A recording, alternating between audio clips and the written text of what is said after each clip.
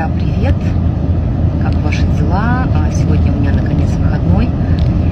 Еду в баню с девочками попариться. Кстати, без сопровождения ни мужа, ни брата. Совершенно спокойно и слава Богу.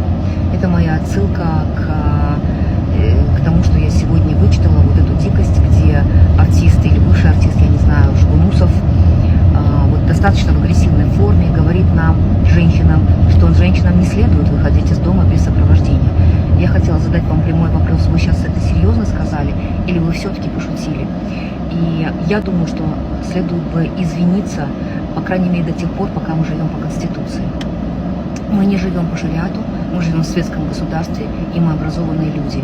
И, пожалуйста, ни в коем случае в публичном поле будьте осторожны в таких выражениях.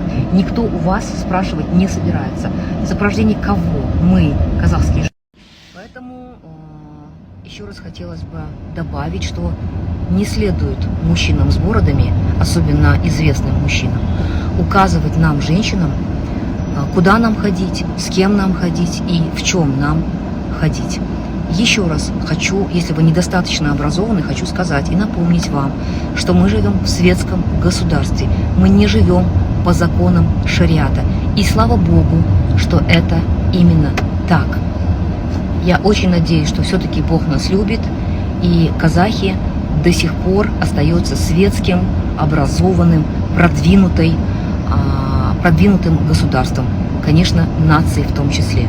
Поэтому я вас очень прошу не затуманивать головы женщинам, мужчинам. В светском ислам они приняли сравнительно недавно, были тенгрианцами. Я думаю, что многие казахи рано или поздно это поймут и вернутся к истокам.